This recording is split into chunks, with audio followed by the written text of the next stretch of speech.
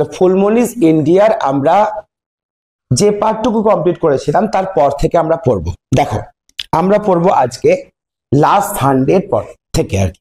দেখো last Sunday মানে গত রবিবার, লাস্ট মানে কি গত, সানডে মানে রবিবার, তাহলে গত রবিবার লিটিল ফুলমণি, ছোট্ট ফুলমণি, ঠিক আছে।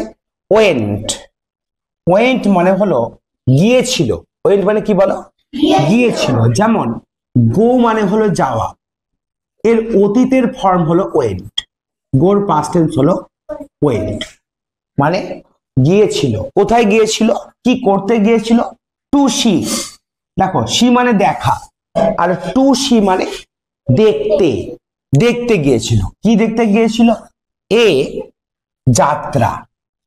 তোমরা যাত্রার নাম শুনেছো? আগে যাত্রা হতো গ্রামে গ্রামে, দেখেছিও, দেখেছো তোমরা? আচ্ছা, তা আমি যাত্রা মানে একটা যাত্রা করেছিলাম, ছোট ছিলাম তখন, 8-এ পড়তাম 7-এ পড়তাম, তখন একটা যাত্রা করেছিলাম, খুব ভালো লেগেছিল। এরকম যাত্রা কিন্তু তোমার একটা সময় প্রচুর প্রচলন ছিল, এখনো যাত্রা আছে, সেটা শহর কেন্দ্রিক হয়ে আছে, যাত্রা হয়, যাত্রা যে হয় না তা নয়, কিন্তু হয়তো যেখানে যেখানে কালচারটা রয়েছে সেখানে হয়। একটা সময় যাত্রার বিশাল প্রচলন ছিল।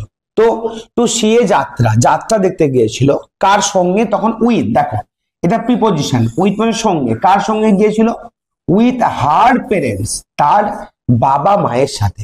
পেরেন্টস আছে না, তাহলে বাবা এবং মা একসঙ্গে, পেরেন্টস মানে হলো বাবা এবং মা একসঙ্গে, দেখো এখানে এস যোগ আছে, পেরেন্টস মানে বাবা এবং মা। তাহলে প্রথম লাইনটার মানে কি হলো, লাস্ট সানডে গত রবিবার, লিটিল ফুলমণি ছোট্ট ফুলমণি, ওয়েন্ট মানে গিয়েছিল, টু সি মানে দেখতে, এ যাত্রা একটি যাত্রা, উইথ কার সঙ্গে, হার পেরেন্টস তার বাবা মায়ের সঙ্গে। পরের লাইন, ফুলমণি ওয়াজ থ্রিলড মানে কি, ফুলমণি রোমাঞ্চিত হলো, থ্রিল মানে কি হওয়া, রোমাঞ্চিত হওয়া, ঠিক আছে। থ্রিলড টু সি মানে দেখে, কি দেখে, দা যাত্রা, যাত্রাটি, তাহলে যাত্রাটি দেখে সে রোমাঞ্চিত হলো। দ্য নেক্সট ডে, নেক্সট মানে পরের, ডে মানে দিন, তাহলে কি হলো, দ্য নেক্সট ডে মানে পরের দিন, হুইন মানে যখন, সি মানে সে, সি বলতে সে, সে বলতে কে, ফুলমণি, এই সিটা দেখো ফুলমণির পরিবর্তে বসেছে, তাহলে এটা কি হলো, প্রোনাউন, এই সিটা হলো প্রোনাউন, নাউনের পরিবর্তে বসেছে, তাই এটা হলো প্রোনাউন। সি ন্যারেটেড, ন্যারেট মানে বর্ণনা করা, ন্যারেট মানে কি করা, বর্ণনা করা, তাহলে ন্যারেটের পাস্ট টেন্স দেখো, ন্যারেট NARRATE, এটা হলো বর্ণনা করা, এর সঙ্গে যদি ডি যোগ করে দাও তাহলে হয়ে যাবে ন্যারেটেড, NARRATED, ন্যারেটেড। লক্ষ্য করো এই ভার্বটা ডি যোগ করে হয়েছে, কিন্তু এই ভার্বটা গোর পাস্ট টেন্স ওয়েনটা ডি যোগ করে হয়নি, তাহলে যেটা ডি যোগ করে হয়েছে সেটা হচ্ছে কি ভার্ব, রেগুলার ভার্ব, আর যেটা ডি যোগ করে হয়নি, গো থেকে ওয়েন্ট হয়েছে, সেটা হচ্ছে ইররেগুলার ভার্ব। এসো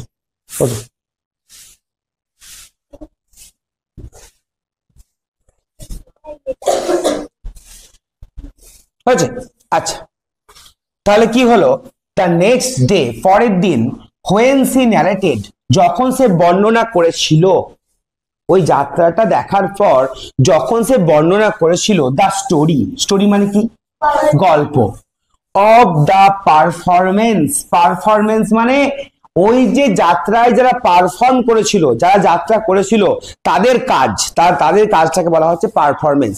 সেই কাজটা যখন বর্ণনা করেছিল তাদের কাছে, তখন টু বসছে, দেখো কারোর কাছে কিছু বর্ণনা করা, টু দ্য ক্লাস, ক্লাসে বর্ণনা করেছিল, হার টিচার তার শিক্ষক বা শিক্ষিকা, সেড বলেছিলেন, দ্যাট যে, যাত্রা ইজ যাত্রা হচ্ছে, অ্যাকচুয়ালি প্রকৃতপক্ষে, অ্যাকচুয়ালি মানে প্রকৃতপক্ষে, এ কাইন্ড অফ এক ধরনের, কাইন্ড মানে ধরন, এক ধরনের ফক থিয়েটার, ফক থিয়েটার মানে লোকনাট্য, লোকনাট্য, তোমরা বোঝো যে অনেক জায়গায় বিভিন্ন মানুষদের লোকনাট্য হয়, বিভিন্ন সম্প্রদায়ের লোকনাট্য হয়, নাটক হয়, সেগুলোকে বলা হয় ফক থিয়েটার। তাহলে যাত্রা হলো এক ধরনের ফক থিয়েটার, ঠিক আছে। দিস কাইন্ড অফ থিয়েটার, এই ধরনের যে থিয়েটার, তোমরা থিয়েটারের নাম শুনেছো, এই ধরনের যে ফক থিয়েটার ইজ পারফর্মড, সেগুলিকে পারফর্ম করা হয় বা সেগুলি করা হয় আন্ডার, আন্ডার মানে নিচে, কার নিচে, এখানে আন্ডার বলতে নিচে নয়, ডিফারেন্ট নেমস, বিভিন্ন নামের মধ্যে, বিভিন্ন নামের আন্ডারে, ইন ডিফারেন্ট পার্টস, বিভিন্ন অংশে, অফ আওয়ার কান্ট্রি, আমাদের দেশের। দেখো এটুকু বোঝার চেষ্টা করো। This kind of theatre is performed, এই ধরনের লোকনাট্যগুলিকে পারফর্ম করা হয় আন্ডার ডিফারেন্ট নেমস, ডিফারেন্ট মানে আলাদা আলাদা, নেমস মানে নাম, বিভিন্ন নামে, ইন ডিফারেন্ট পার্টস, বিভিন্ন অংশে, অফ আওয়ার কান্ট্রি, আমাদের দেশের। আমাদের দেশের বিভিন্ন অংশে এই লোকনাট্যগুলিকে বিভিন্ন নামে পারফর্ম করা হয়, বিভিন্ন নাম আছে তার, বুঝতে পেরেছো? একই জিনিস কিন্তু নামটা আলাদা আলাদা। দেখো, ইট ইজ কল্ড, এটাকে বলা হয়, কল মানে বলা, আর ইট ইজ কল্ড মানে এটাকে বলা হয় তামাশা। দেখবা বাবা মায়েরা বলে না তামসা করছিস, বলে না তামসা করছিস, এটা অ্যাকচুয়ালি তামাশা থেকে এসেছে, তামাশা ইন মহারাষ্ট্র। তাহলে মহারাষ্ট্রে এই যে ফক থিয়েটার, এর নাম কিন্তু যাত্রা নয়, এর নাম হচ্ছে তামাশা, ঠিক আছে। নৌটঙ্কি ইন নর্থ ইন্ডিয়া, উত্তর ভারতে এই যাত্রার নাম হচ্ছে কি নৌটঙ্কি, ওরা নৌটঙ্কি বলে, আমরা যাত্রা বলি। দেখো, এন্ড যাত্রা ইন বেঙ্গল, বাংলায় হচ্ছে যাত্রা, মানে পশ্চিমবঙ্গে আমরা এর নাম দিয়েছি, ফক থিয়েটার নাম দিয়েছি কি যাত্রা। কিন্তু দেখো এই যাত্রার নামই মহারাষ্ট্রে কি দেওয়া হয়েছে, তামাশা। আবার দেখো নর্থ ইন্ডিয়াতে নাম কি দেওয়া হয়েছে, নৌটঙ্কি, বুঝতে পারছো? তারপরে দেখো মোস্ট, মোস্ট মানে বেশিরভাগ, মোস্ট অফ দিস ফক থিয়েটার্স, এই ধরনের লোকনাট্যগুলি আর বেস্ট, বেস্ট মানে ভিত্তি করে রয়েছে, কিসের উপরে ভিত্তি করে, অন মাইথোলজিক্যাল ইনসিডেন্টস, মাইথোলজি মানে পুরাণ, মাইথোলজিক্যাল মানে পৌরাণিক, পৌরাণিক বিভিন্ন কাহিনী আছে আমাদের, দেব দেবীদের কাহিনী পুরাণে পাওয়া যায়, আরো অনেক গল্প আছে পুরাণে পাওয়া যায়, সেই গল্পের উপরে ভিত্তি করে এই থিয়েটারগুলি হয়। মানে এই যে যাত্রা হয় বা নটঙ্কি বা তামাশা যেগুলি হয়, পৌরাণিক বিভিন্ন কাহিনী, বিভিন্ন পুরাণ থেকে নেওয়া বিভিন্ন তোমার বিভিন্ন ঘটনা, সেই ঘটনাগুলির উপরে ভিত্তি করে করা হয়। তোমরা কিছুদিন গত বছর আমাদের যেখানে যাত্রা হয়েছিল দেখেছি, বেহুলা লক্ষিন্দরের সেই কাহিনী, হ্যাঁ, তো এগুলো পৌরাণিক কাহিনীর মধ্যে পড়ে। পৌরাণিক কাহিনী মানে বিভিন্ন দেব দেবীর কাহিনী হতে পারে বা এমন কোন ঘটনা যেগুলো দেব দেবী যুক্ত আছে। তো এরকম কাহিনীগুলোকে বলা হয় মাইথোলজিক্যাল ইনসিডেন্ট বা পৌরাণিক কাহিনী, সেগুলির উপরে ভিত্তি করে আর ক্যারেক্টার, তাদের চরিত্রের উপরে ভিত্তি করে, যেমন বেহুলা একটা ক্যারেক্টার, লক্ষিন্দর একটা ক্যারেক্টার, এরকম ক্যারেক্টারের উপর ভিত্তি করে কিন্তু, চরিত্রের উপর ভিত্তি করে কিন্তু এই নাটকগুলি করা হয়। তাহলে প্রথম যে প্যারাগ্রাফটা বুঝতে পেরেছো, আর একবার দেখো। লাস্ট সানডে, গত রবিবার, লিটিল ফুলমণি, ছোট্ট ফুলমণি, ওয়েন্ট গিয়েছিল, টু সি দেখতে, এ যাত্রা, যাত্রা দেখতে, উইথ হার পেরেন্টস, তার বাবা মায়ের সাথে।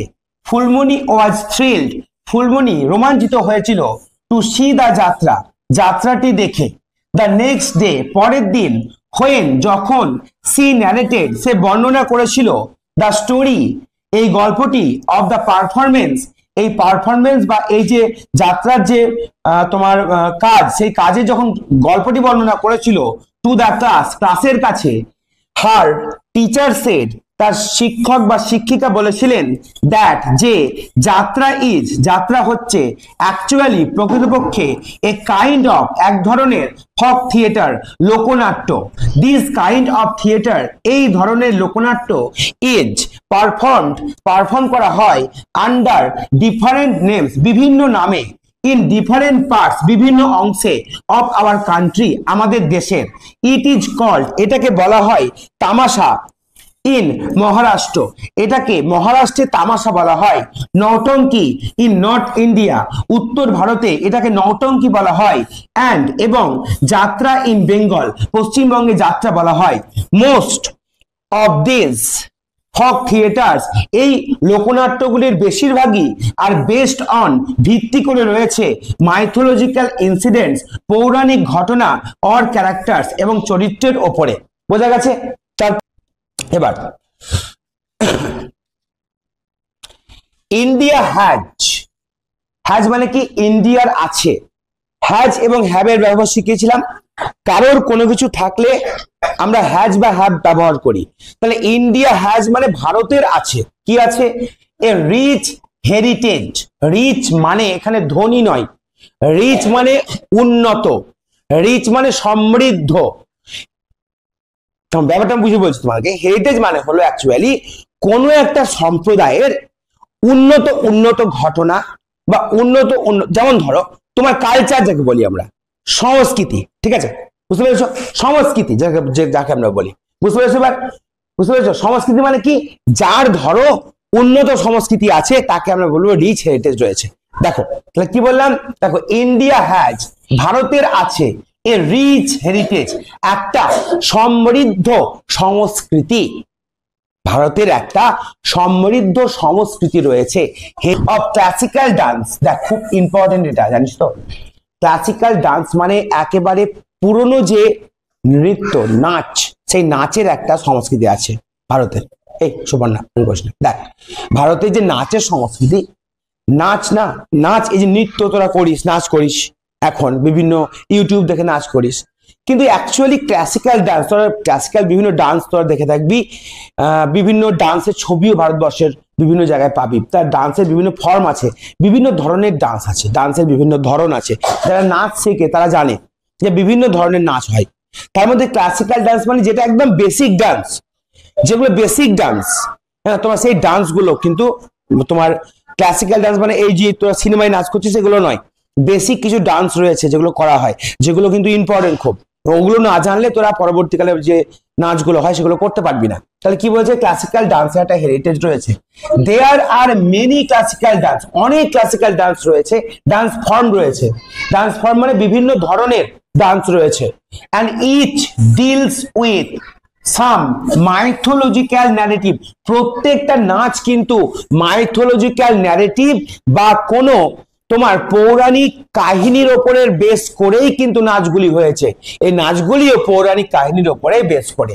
দেখো দ্য ডান্সার্স, ডান্সার্স মানে কারা?